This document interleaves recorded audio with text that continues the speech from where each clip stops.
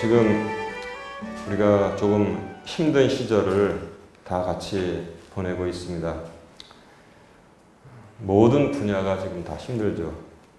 산업 분야도 힘든 거 여러분들 다 아실 테고, 지금 뭐 수출하고 수입하는 것이 어렵다고 그러잖아요. 그래서 물건 받는 것도 굉장히 어렵다고 합니다. 그래서 택배 기사 하는 분들도 뭐 물건을 다 밖에서 사지 않고 전부 다 이렇게 온라인으로 사니까 평소보다 일거리가 갑절 이상으로 어려워졌는데, 거기다 또 마스크를 또 쓰고서 배달을 해야 되잖아요. 근데 뭐 한편으로는 이해가 갑니다만, 무거운 생수 같은 것도 주문을 해서 그거를 들고 다니려니까 얼마나 힘듭니까? 그래서 저도 우리 아파트에 오는 택배 기사들에게 참 고마운 마음이 있어서 우리 집 물건을 가져오든지 아니든지 하여튼 수고하십니다. 인사를 이렇게 만나기만 하면 방학개비처럼 잘 하는데, 또 교육 분야도 어렵다고 해요. 그래서 어떤 선생님은 이 마스크 쓰고 강의를 하다 보니까, 원래 대면 강의를 하는 것이 더 쉽잖아요. 저도 이거 그때 아무도 제가 안 나오셨을 때 제가 방송용으로 이렇게 녹음을 해보니까 훨씬 혼자서 벽 보고서 설계하는 게 훨씬 어렵더라고요. 근데 이 카메라 앞에서 강의를 해야 되니까, 가르치는 분들도 우리 교회도 이제 많이 계시지만 어렵고, 애들은 좀 편할지 모르겠어요. 학교를 안 가고 집에서 보니까 이렇게 컴퓨터 켜놓고 수업을 듣고 있던데, 애들은 편할지 모르지만 교육 분야도 참 힘듭니다. 그리고 심지어는 교회도 힘들죠. 아까 광고 드린 것처럼 이제 소모임에 대한 이 규제는 해제가 되었습니다. 바로 뭐 이렇게 저항과 그다음에 여러 가지 이의 제기하는 것이 또 타당하고 하니까 만만치 않으니까 이제 철회를 했는데, 신앙생활도 여러 가지로 어렵습니다. 그래서 지금은 이제 겨울은 전혀 아니잖아요. 근데 제가 5월 초만 돼도 이상하게 겨울이 계속되는 것 같고 긴 겨울을 보내는 것 같은 느낌이 든다, 이렇게 얘기한 적이 있습니다. 그 회복의 전망이 좀씩 보이긴 하는데, 지금 약이 개발돼서 뭐 의료 분야에서는 뭐 상상 임상 실험하는 게 제일 마지막 단계라고 하더라고요. 그러니까 지금 상상 임상 실험에 들어가서 부작용이 없으면 이제 곧바로 출시가 된다고 하는데, 그건 이제 우리가 좋은 소식이다 하고 기다리고 있습니다.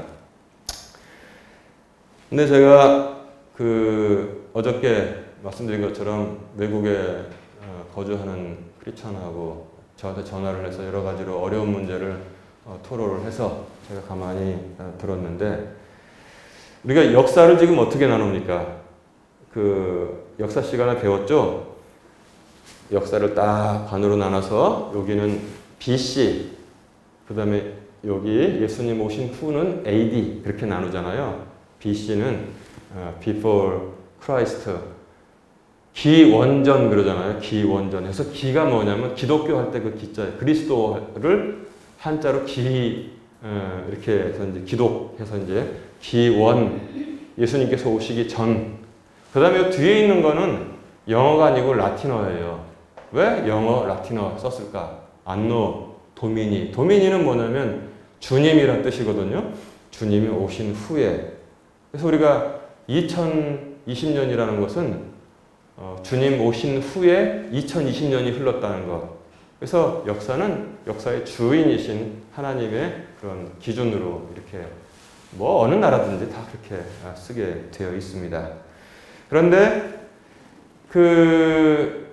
전화를 걸었던 미국에 거주하는데, 제가 이 전도사 때 청년 때 가르쳤던 그 청년인데 지금 미국에 살고 있단 말이에요.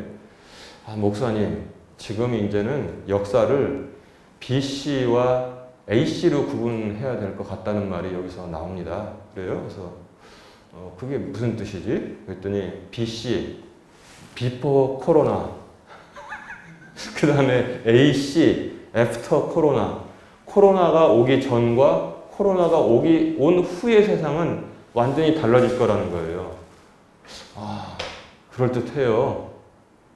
어떤 학자들이 말한 거 제가 들었는데, 이제 코로나가 완전히 정복이 돼도 코로나 이전의 세상으로 돌아가는 것은 아마 어려울 것이다. 모든 체계들이 완전히 지금 다 바뀌고 있잖아요. 그렇게 얘기를 제가 들었습니다. 그런데 미국에는 그런 사람들이 많아요. 여러분, 제가 아주 신생 단어를 하나 알려드릴게요. 미래를 준비하는 사람들, 즉 미래를 준비하는 사람들은 어느 나라나 다 있잖아요. 그런데 그 미래가 아니라 대환란을 준비하는 사람들이 있습니다. 그런 사람들을 영어로 뭐라고 그러냐면 신생 단어예요. 프레피라고 합니다. 프레피. P-R-E-P-P-I. 프레피. 그러니까 뭐냐면 영어에서 prepare라는 동사가 있잖아요. 준비하다. 그런데 그거 준비하는 사람들 그래가지고 P-R-E 프레, 그 다음에 P-P-I, 프레피 이렇게 부른다고 그래요. 프레피. 프레피는 뭐 하는 사람들이냐? 자기가 조금 여유가 있을 때 통조림을 사야 된다. 왜냐? 3년 반 동안은 적그리스도가 와서 이마나 오른손에다가 666의 짐승의 표를 받게 하는데 그거를 받으면 구원에서 완전히 멀어지고, 그럼 3년 반 동안 굶어 죽을 수는 없으니까 지금 조금씩 준비를 해야 된다. 그래서 통조림, 마른 음식, 구급약, 뭐 생수 그런 걸 준비해가지고 동굴이나 아니면은 시골에 있는 외딴 뭐 창고나 자기들만 아는 장소에다가 이렇게 계속 야금야금 쌓아놓고 있는 사람들을 갖다 프레피라고 합니다. 그래서 프레피 사이트에 들어가 보면 재밌어요. 뭐 프레피 뭐 아이템들, 뭐 배터리, 뭐 라디오, 뭐 플래시 그런 것도 다 있어서 전 세계적인 조직으로 점점 이렇게 되어 가고 있습니다. 그러면은 우리가 질문할 수 있죠. 아니, 대환란이 오기 전에 주님께서 우리를 다 구름 위로 영접하시는데 휴거가 되는데 그걸 왜 준비하냐? 그랬더니 두 가지 종류가 있어요. 하나는 뭐냐면 성경 해석을 나름대로 아니다. 우리도 크리스찬도 환란을 통과해서 도가니를 통해서 정금같이 나오게 되어 있다라고 뭐 잘못 해석하는 분들이라고 저는 생각합니다. 그렇게 해석하는 분들이 준비를 하고, 두 번째 뭐냐면 지극히 선한 의도를 가지고 우리가 다 휴거한 다음에 여기서 그때서야 아이고 내 친구 아무개가 전도할 때 내가 예수님을 믿을 걸 이제 봤더니 다 그들이 하는 말이 맞았잖아. 전 세계적으로 수억 명이 다 없어졌으니 이를 어쩔고 이제 3년 반 후에는 적그리스도가 지금 나타났지만 또 아주 혹독한 대환란기가 온다는데 어떡하나. 그런 사람들을 위해서 지금 후회하고 뉘우치는 사람들을 위해서 이렇게 준비해 놓는 사람들, 그런 두 가지 타입이 있습니다. 그래서 저는 첫 번째도 아니고 두 번째도 아니고 코로나가 장기화되면 어떡할까 해서 지난 겨울에 그런 생각을 좀 한 적이 있어요. 쌀 지금 계산해 보니까 한 12푸대, 그것도 20kg로다가 그 다음에 뭐가 좋을까 생각했더니 그렇지, 김. 요게 말라서 상하지도 않고 간장만 있으면 밥해서 이렇게 먹을 수 있잖아요. 김. 그 다음에 미역. 그렇지, 미역도 바짝 말라 있으니까 꼭 건강에 좋잖아요. 미역. 그 다음에 통조림. 그렇지. 그 다음에 또 제가 생각한 게 뭐냐면 콩이었습니다. 콩. 고기를 어떻게 다 구해서 먹어요. 콩이 단백질이고 바싹 말라 있으니까 콩을 또 한 가마니. 그리고 생수. 그 다음에 또 권사님한테 부탁해서 구급약. 그리고 그때 생각나는 건어물 있잖아요. 뭐 멸치 그런 거 배터리. 이렇게 해서 좀 창고에다가 모아놓을까? 아무리 그래도 1년이면 다 지나가겠지. 이제 그 생각을, 저도 이제 그 프레피를 보면서 생각을 했습니다. 신앙생활 어려워지는 게 미국에서도 마찬가지라고 그래요. 그래서 거기서 이제 방역을 하고 뭐 이렇게 뭐 하니까 이제 교회를 또 일시적으로 각자 가정 예배 드립니다. 그런 데가 있어서 어렵다고 합니다. 근데 맨 처음에는 근데 이제 다니는 교회 목사님은 유튜브라는 걸 할 줄 몰라서 유튜브도 없고, 그래서 이제 다른 교회 유튜브를 켜놓고서 이제 맨 처음에는 집에서 예배 드리는데 바른 자세로 딱 앉아서 예배를 드렸는데 유튜브를 앞에다 딱 놓고 예배 드리는 것처럼 바른 자세로 딱 앉아서 예배를 드렸는데 한 주, 두 주, 세 주, 네 주 다 가니까 잠깐 예배 막 나오는데 물 가지러 갔다 오고 커피 가지러 갔다 오고 그 다음에 또 이제 허리도 아픈 것 같으니까 옆으로 누워서 이제 듣기도 하고 나중에 소파에 누워가지고 이제 틀어놓고 있고 아주 신앙생활이 어려워지더래요. 그 친구는 아주 신앙이 아주 굉장히 훌륭한 적인데 교회를 나가고 싶은데 좀 감수하고도 이렇게 좀 했으면 좋겠는데 그 목사님은 좀 굉장히 걱정이 많은 분이라서 떠니까 이제 이런다고 해요. 그러니까 거기서 또 기발한 아이디어들이 또 나온대요. 다른 교회는 어떻게 하나 봤더니 전부 다 자동차를 타고 어디로 모이세요? 저기 거기 땅덩어리 넓고 우리도 나가면 얼마든지 공간이 있잖아요. 그렇지. 그 방법을 씁니다. 차 타고 다 차 안에 앉아 있으면 무선 마이크 있잖아요. 자동차 안에 다 뭐가 있어요? 라디오가 있잖아요. 이번 주 우리 주파수는 103.5입니다. 나 차에 앉아가지고 다 103.5 맞추면 목사님 앞에 나가지고 103.5 맞춰가지고 송신기로 이렇게 예배를 드리면 차 안에서 예배 드리고 설교 듣고 그리고 이제 헤어진대. 기발한 일들이 지금 막 여기저기서 다 일어나는 거예요. 그래서 이렇게 이제 신앙생활 하기가 은근히 어려워지는데 이 어려운 시기에 오늘 마태복음 11장 26절부터 30절까지가 주는 말씀이 저 여러분들에게 큰 은혜와 또 복이 되기를 바랍니다.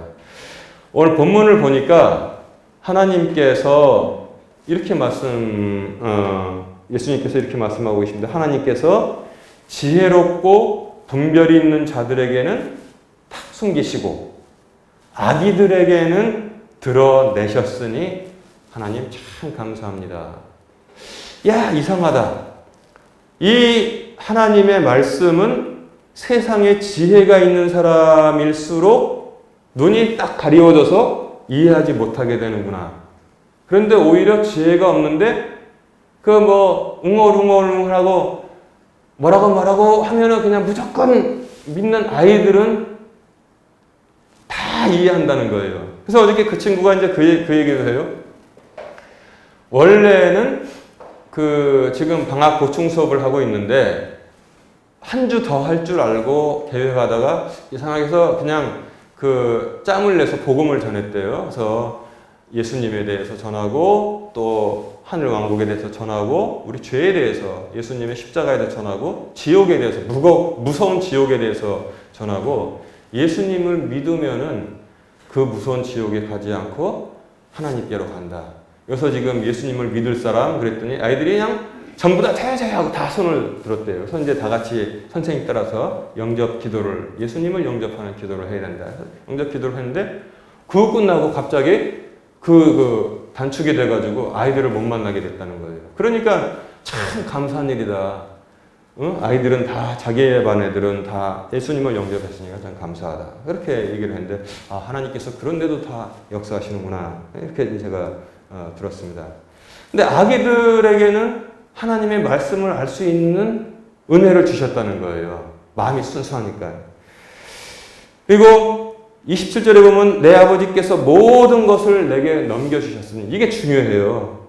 수고하고 무거운 짐진 자들을 이해하는데 내 아버지께서 모든 것을 내게 넘겨주셨사오니가 굉장히 중요합니다. 이게 내 아버지께서 모든 것을 내게 넘겨주셨사오니 아버지 외에는 하늘에 계신 아버지 외에는 아무도 아들을 아는 자가 없고 반대로 아들과 그럼 이렇게 되잖아요.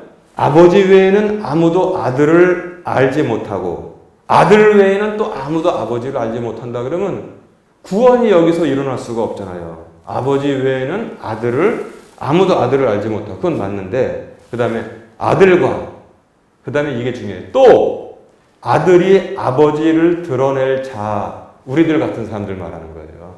아들과 또 아들이 아버지를 드러낼 자 외에는 아무도 아버지를 알지 못한다. 그러니까 우리는 뭐냐면 하나님을 알게 되는 거예요. 왜냐하면 예수님을 통해서 하나님을 알게 되었다는 말씀을 여기서 해주시고 있습니다. 그 다음에 어떤 내용을 전하고 있습니까? 수고하고 무거운 짐진 모든 자들아, 너희는 내게로 오라. 내가 너희에게 안식을 주리라. 그랬습니다. 나는 마음이 온유하고 겸손하니 너희 위에 내 멍에를 메고 내게 배우라. 그리하면 너희가 너희 혼을 위한 안식을 찾으리라. 이렇게 주님께서 말씀을 해 주셨습니다. 왜냐하면 내 멍에는 쉽고 내 짐은 가벼우니라 그랬습니다. 자, 수고하고 무거운 모든 짐진 자들아, 너희는 내게로 오라. 이거 해석을 하는데 두 가지 종류의 큰 해석을 잘못하는 부류들이 있습니다. 첫 번째, 문자주의자들. 수고하고 무거운 짐진 모든 자들아, 너희는 내게로 오라. 문자주의는 제일 은혜 받는 사람이 누구냐면은, 여러분 지금은 있는지 모르지만 저기 목포 항구에 가면은 하역하는 노동자들이 있죠.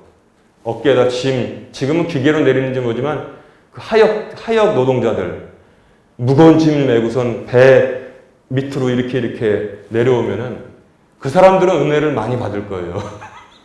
수고하고 무거운 짐진 모든 자들아, 나 내게로. 아이고 주여, 내가 지금 아주 어깨가 빠개지겠습니다. 내 짐 좀 맡아주세요. 오 주여, 할렐루야. 이게 문자주의적으로 해석하면 그렇단 말이에요. 왜냐하면 딱 자기 얘기 지금 하고 있거든. 인천항에서 어마어마한 무거운 짐을 지고 지금 배 수입한 물건 지금 내려오고 있는데, 수고하고 무거운 짐진 모든 자들아 다 내게로 오라. 내가 너희에게 안식을 주리라. 아이고 주여, 나 좀 이 무거운 짐 좀 안 지고도 살 수 있게 해주세요. 네, 그럼 예수를 믿겠나이다. 이렇게 해석이 돼버린단 말이에요. 문자주의적으로 해석을 하면은. 근데 조금 똑똑한 사람이 나왔습니다. 그래서 야, 그거를 꼭 무슨 부두 하역자만이라고 해석하면 어떡해? 좀 더 넓게 해석해 보자고. 그 넓게 어떻게 해야 되는 거야? 지금 생각해봐. 직종이 다 다르다고. 어떤 사람은 저기 여의도에 있는 고층 빌딩에서 사무직으로다가 시원한 에어컨 나오는 그런 그 방에서 딱 앉아가지고 컴퓨터로 일을 하고 주식을 사고 팔고 하는데, 그 사람은 어깨에 무거운 짐 하나도 없는데 그 사람은 그럼 예수 믿지 말란 말이냐? 그건 아니겠구나. 맞다. 좀 넓게 해석해. 직종은 달라도 먹고 사는 짐은 다 무거운 거야. 왜냐하면 그 사람이 한번 딱 잘못 누르잖아? 주식이 그냥 뭐 10억 원어치가 날아갈 수도 있고, 물론 벌 수도 있지만 그것도 아주 굉장한 부담이거든. 아, 맞다. 맞아. 우리가 좀 넓게 해석해야 돼.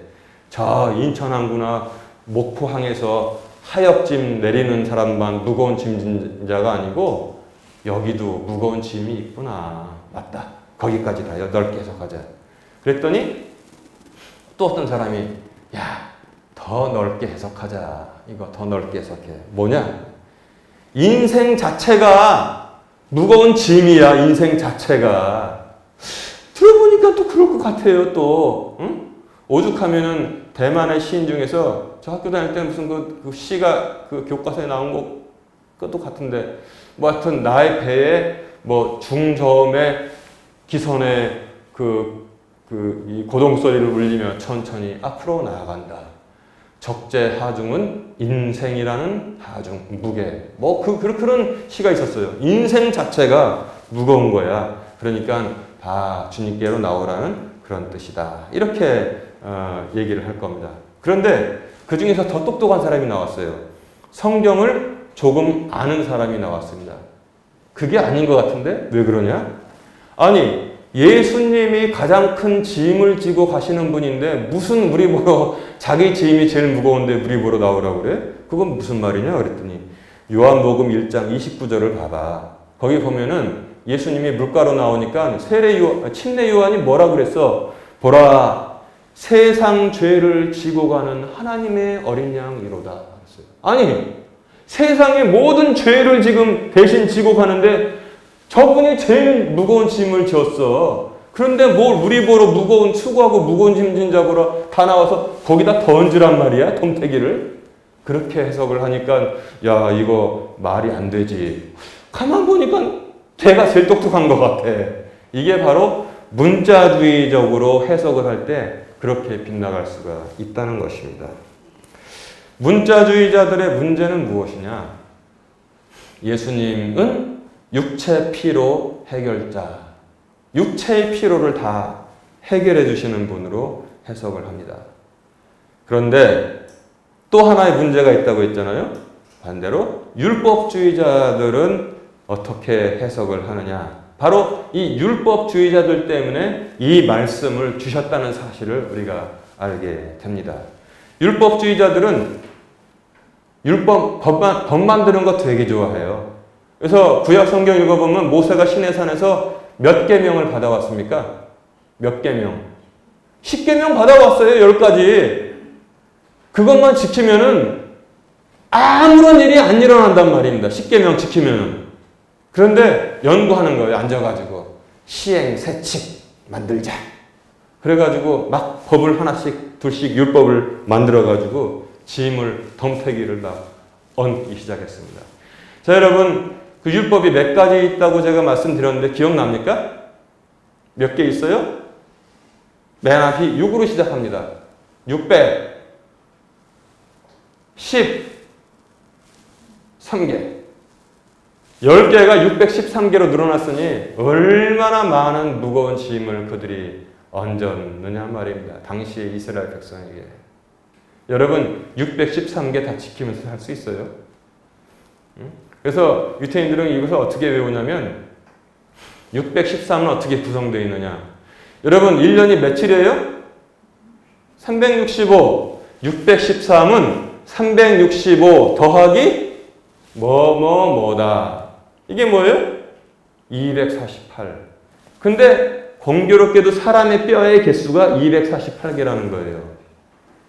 그래서 이 613개의 계명 그 율법을 보면은 365개는 뭐뭐뭐뭐 하라, 뭐뭐뭐뭐 하라, 내 부모를 공경하라, 뭐 그런 식으로 뭐뭐 하라는 계명이 365개, 248개는 뭐뭐뭐뭐 하지 말아라, 뭐뭐뭐뭐 하지 말아라. 이 뼈를 가지고 몸을 가지고 뭐뭐뭐뭐 하지 말아라. 이렇게 돼서 613개가 됐다는 거예요. 그러니까 여러분 이것만 딱 생각하시면 돼요. 그 학교 다닐 때 그 일기장에다 뭐 써야 돼요? 선생님이 우리 때는 그거 했는데 1일 1선 하루에 하나씩 선. 그러니까 뭐 365 하라는 거니까 하루에 하나씩 1일 1선 하는 거다 이렇게 생각하시면 돼요. 365 더하기 248. 그래서 613개구나. 아니 세상에 10계명이 613개가 되었을 때 사람을 얼마나 골탕을 먹이겠습니까? 그러니까 예수님께서 너희들은 손가락으로도 아무것도 짐을 지지 않으면서 이 백성들에게는 그냥 막 올려놓는다. 그렇게 주님 말씀하셨잖아요. 심지어는 어떤 것까지 썼냐면 안식일 여행이라는 그 규정이 있는데 안식일 날 예배드리러 회당을 가야 되잖아요. 안식일 날 회당을 가는데 회당의 거리가 얼마큼까지 한도 내에 있어야 되냐면 2000규빗 안에 있어야 돼요. 1규빗은 뭐예요? 여기서부터 여기까지가 1규빗입니다. 2000규빗이면 요거 2000개 있어야 돼요. 여기 한 45cm 이렇게 되니까 한 900m 내지 1km. 여기서 우리 집이 여기라면은 안식일 날 안식을 범하지 않고 회당을 갈 수 있는 거는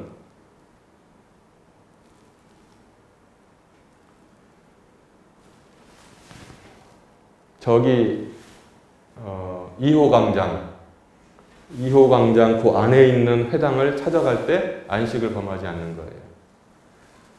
그게 얼마나 기가 막힙니까? 그거 넘어가면 안식을 그때부터 노동이 되는 거란 말이에요. 노동이 돼가지고 떼기 이거 안 된 거예요. 응? 그리고 또 안식일 날 밀 제자들이 비벼 먹었잖아요. 배고프니까 이거는 노동이 되거든. 추수해가지고 이거 정리한 거니까 이거 노동. 그래서 또 책망을 하고 613개로 그냥 사람들을 팍팍 다 눌러놨습니다. 근데 예수님께서 너희들은 정말로 어떻게 된 게 지혜가 있다고 하면서 하나님의 말씀의 뜻을 그렇게 이해를 못하느냐 이렇게 하신 거예요. 그러면 이제 우리가 예수님 말씀에 조금 문제점이 있다고 하는 것을 찾아볼 수 있어야 돼요. 왜냐하면 또 그런 걸 또 물어보는 사람들이 있어요. 마태복음 19장 9절에 보면은 이혼에 관하여 이렇게 나와 있습니다. 이혼에 관해서 이혼을 하려면 어떻게 해야 됩니까? 그랬더니 음행한 연고 외에는 너희들 이혼하면은 안 된다 그랬습니다. 모세는 어떻게 했느냐? 그랬더니 모세는 이혼 증서를 써주라 하였나이다. 증서가 있어요. 증서. 아무개는 나의 아내였으나 언제부로 이혼해서 이제는 남편이 없음을 증명합니다. 몇 년, 몇 월, 며칠, 아무개, 전 남편 아무개 증서를 딱 써주면 그건 이혼이에요, 이혼. 여자는. 근데 예수님은 그거를 더 강화하셨습니다. 어떻게 강화하셨냐면 음행한 연고 외에는 너희가 이혼할 수 없다 그랬습니다. 그러면 예수님이 이건 더 강화를 하셨네? 왜 그럴까요? 여러분 한번 생각해 보세요. 대한민국에 지금 이혼한 사람들이 이혼한 분들이 얼마나 많습니까? 내가 볼 때는 60%, 70% 될 거라고 그래요. 내 후배는 얼마 전에 전화 통화하면서 이렇게 쭉 자기 주변에 한 80% 이상은 이미 부부라고 할 수 없는 그런 사람들로 다 보인다 그랬습니다. 그러면 그 사람들 다 음행한 연고로 이혼했습니까? 그럼 하나님의 말씀, 즉 예수님의 말씀을 어긴 게 될까요? 음행한 연고 외에 이혼했기 때문에 그 뜻이 아니라는 거예요. 찬찬히 살펴보면은 여자들은 굉장히 사회적인 약자의 존재였다는 겁니다. 남편의 그늘이 없으면 먹고 살기도 힘들어진 게 바로 여자들이었습니다. 그런데 모세 율법에 보면은 얼마나 그렇게 이혼이 좀 간편하냐면 증서 한 장 써주면 돼요. 그리고 여자가 남편을 즐겁게 해주지 못하면 그게 뭔 뜻이지? 이상하게 해석될 수도 있는데 최소한 모든 것이 남자 위주로 되어 있다는 거예요. 뭐야 이거? 집에 들어갔더니 밥이 이따위야? 내 입맛에 맞지도 않는 거 해놨네? 내가 싫어하는 거 해놨네? 나를 즐겁게 하지 못하는구나. 너는 이혼이야. 증서 내가 하나 써줄게. 나가! 그러면 그걸로 이혼되는 거예요. 그래서 주님께서 여자들을 보호하시기 위해서 바람피지 않는 한 너희들은 이혼할 수 없다. 그렇게 한번 결혼했으면 끝까지 책임을 져야 된다. 바람 폈으면 남편이 싫다는 거니까 그건 할 수 없다. 바람 피지 않는 한 너희들은 절대로 여자들을 이혼이라고 해서 내보내면 안 된다. 이제 이해가 딱 가셨죠? 그렇구나. 그래서 이제 우리가 바르게 이해하게 되었구나. 아니, 그러면 세상에 대한민국이 전부 다 80% 이상이다, 음행해가지고 쫓겨났어요? 그게 아니잖아요. 그러니까 지금 시대에는 만약에 남편이 폭군이에요, 폭군. 그래가지고 거의 아내를 죽도록 일주일에 한 번씩 패는데 그거 계속 살라고 하면 되겠습니까? 안 되겠습니까? 그러면 그 여자를 보호하기 위해서 별거해도 되고 그 다음에 이혼해도 된다는 것을 우리가 성경을 바르게 알면은 이해할 수 있게 되는 것입니다. 또 반대로 볼까요? 요한복음 8장 10절부터 12절까지 보면 가늠한 여인이 있습니다. 이 여자를 어떻게 할까? 율법에는 어떻게 써 있느냐? 그러니까 그 사람들이 신났죠. 모세 율법에는 이런 여자는 돌을 들어가지고 쳐 죽이라고 되어 있습니다. 꼼짝없이 걸린 거야, 여자가. 근데 예수님께서 어떻게 했어요? 땅에다 글씨를 쓰시고 너희 중에 죄 없는 자가 먼저 이 여자에게 돌을 던져라. 너희가 그런 음란한 짓을 안 했다면은 자격이 있다. 한번 던져봐라. 그랬더니 양심에 찔려가지고 다 도둑놈들만 거기 모인 거야. 보니까 젊은이들로부터 시작해서 늙은이들까지 슬금슬금 다 도망갔습니다. 여인아, 나도 너를 정죄하지 않는다. 그러나 더 이상 죄를 짓지 말아라. 예수님께서는 누구를 죽이러 오신 게 아니란 말이에요. 살리러 오셨기 때문에 음행한 연고 외에는 여자가 굶어 죽게서는 안 된다.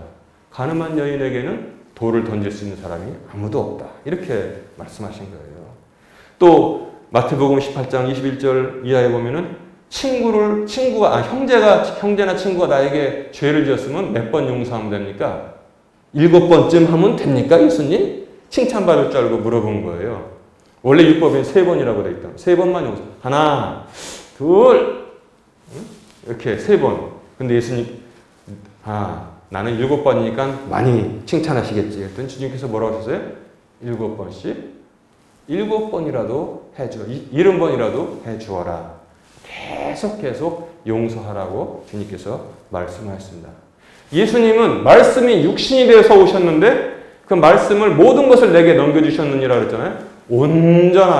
온전하게 지금 다 해석을 해 주시고 있는 것입니다. 율법의 진정한 뜻은 무엇이냐? 율법의 진정한 온전함은 무엇이냐? 그건 바로 예수님과 성령의 감화 감동으로 그것을 해석을 할 때 그 율법의 원래 참된 뜻을 바르게 해석할 수 있다. 이 사실을 우리가 알게 되는 것입니다. 그래서 내게로 오라. 주님께서 이렇게 말씀하십니다. 내게로 오라.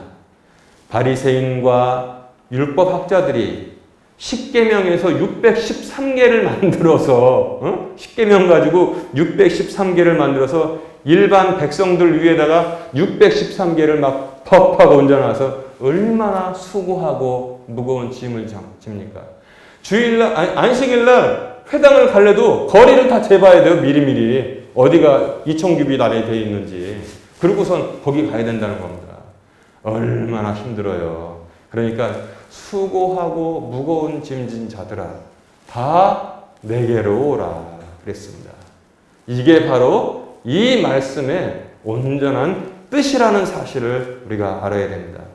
예수님은 아주 꽉 막힌 문자주의자도 아니고 예수님은 남에게 덤태기 씌우는 율법주의자도 아닙니다.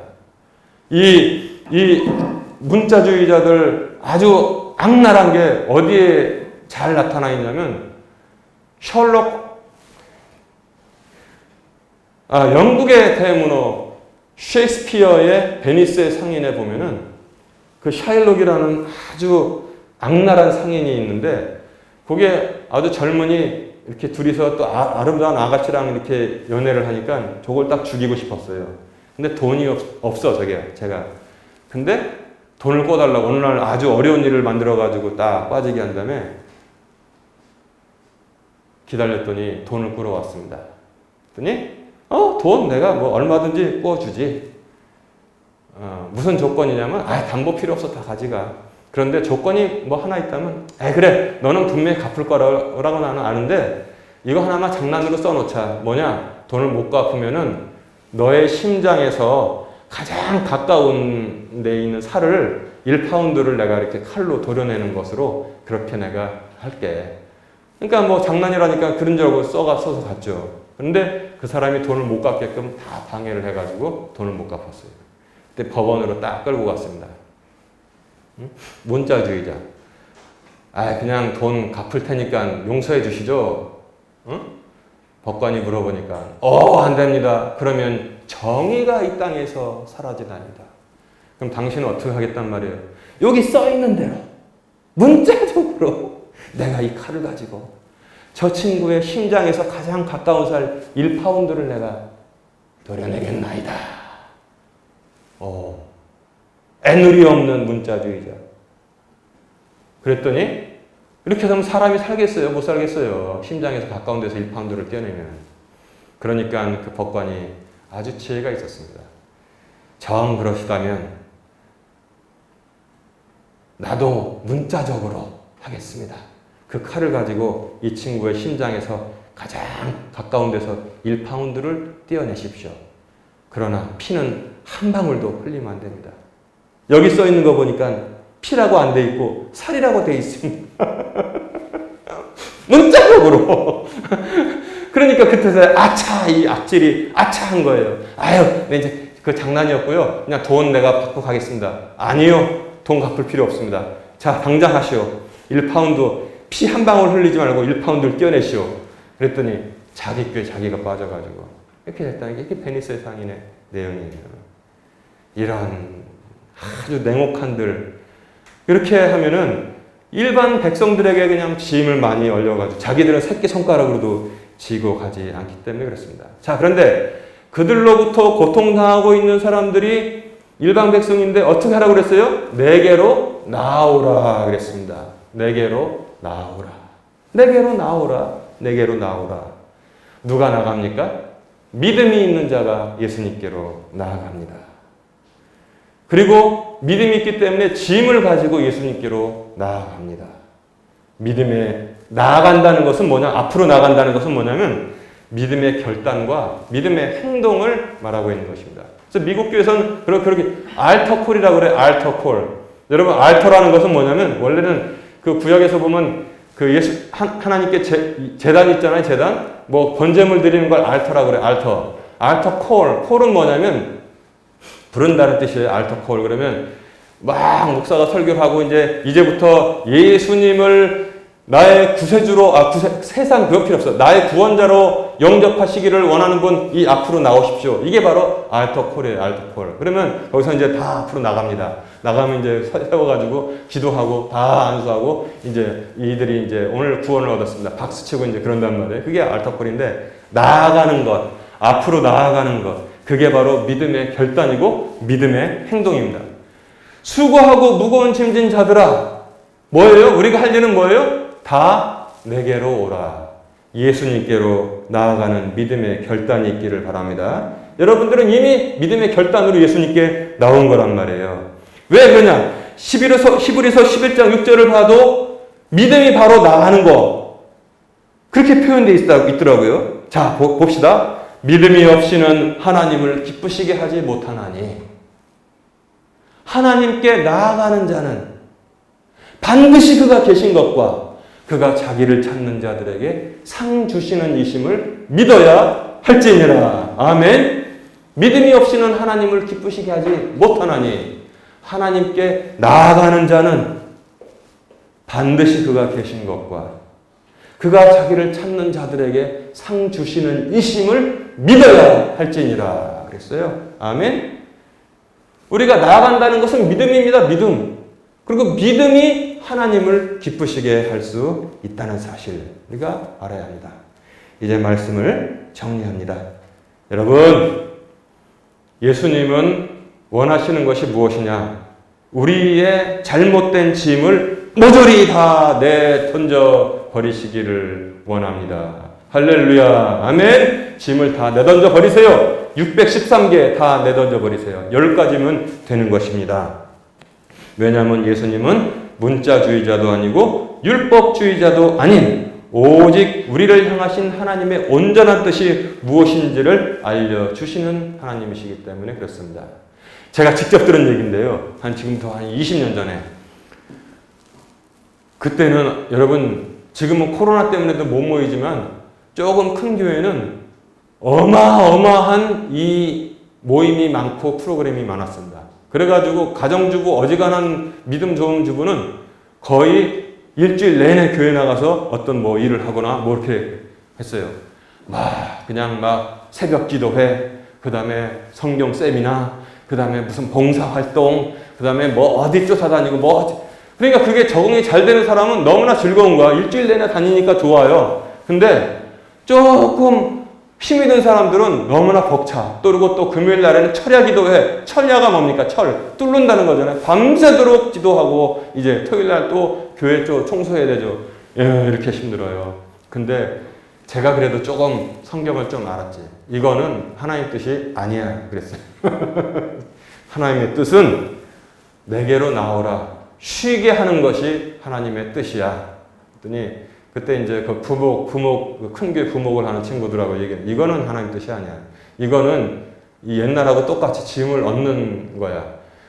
또 보면은 목사들도 계속 뭐를 안 하면 불안해, 자기가 지금. 자, 솔직히 그래요. 목사들도 그런 게 있어요. 계속 뭐를 하지 않으면 자기들도 좀 불안해. 이상하게 교회가 부흥이 안 될 것 같고, 이상하게 하나님께 죄스러운 것 같고, 이상하게 자기가 지금 뭐 나쁜 목사 같고, 그렇단 말이야. 그런 생각 다 집어 던져야 됩니다. 그런 생각 다 집어 던져야 돼요. 온전하게 예배드리고, 집에서 얼마든지 아침이나 자기 전에 골방에 들어가서 기도할 수 있고, 그 다음에 평생에 하나님과 동행하면서 선행을 하고, 하나님이 알려주신 그거 다 알 수 있어요. 응? 하나님의 왕국과 그분의 의를 구하면서 평생 사는 것이, 그것이 바로 예수님께서 우리에게 원하시는 것입니다. 막 새벽기도 와서 막 사람 지길지길, 그러면 8시까지 출근해야 되는 사람, 솔직히 말해서 회사 나가서 어떻게 생활할 수 있겠어요, 그거? 젊은 사람들이 잠이 많은데. 그거는 막 숨이 막혀. 응? 그리고 나는 은혜스러워. 난 잠이 많으니까. 근데 그거는 하나님 뜻이 아니라는 겁니다. 막 그냥 금요일날 밤마다 불러 모아가지고 북치면서 막 그냥 열심히. 우리가 우리의 신앙을 뜨겁게 하기 위해서 부흥회라고 그러잖아요. 그래서 부흥회를 영어로 뭐라 그러는지 아세요? 리바이벌 미팅이라고 그래요. 리바이벌. 다시 한번 뜨겁게 하는 거. 그런 거는 가끔 필요하고 굉장히 덕이 됩니다. 근데 허구한 날 그냥 불러 모아가지고 그냥 군대처럼 착착착착착. 이거는 정말 하나님의 뜻이 아닙니다. 그래서 좀 편하게 해주면은, 그런데 무거운 짐에 중독된 교인들이 오히려 목사를 탓하는 경우도 있어요. 우리 교회는 너무 편한 거 아니에요? 편한 거 싫습니까? 그래도요. 왜냐면 이 어깨가 눌려가지고 중독이 됐어요, 이게 짐에. 그러는 것은 하나님 뜻이 아니라고 제가 지금 여러분들께 말하는 것입니다. 우리 할 일은 뭐냐면 예수님께 나아가는 것입니다. 쓸데없는 죄의식, 쓸데없는 선행 강박, 쓸데없는 열심 유지, 계속 불을 떼고 있어야 된다는 거. 그런 거 다 버려서 진정한 신앙을 회복하기를 바랍니다. 주를 위한 행실은 율법의 강박이 아니라 말씀과 기도로 하나님과 동행하며 삶에서 어떤 일이 일어나든지 그 기준을 하나님의 왕국과 그의 의를 구하는 것으로 해결하면 하나님 만족하십니다. 예수님께로 나아가는, 그래서 짐을 내려놓는 그런 모든 복된 성도들이 되시기를 주님의 이름으로 축원합니다.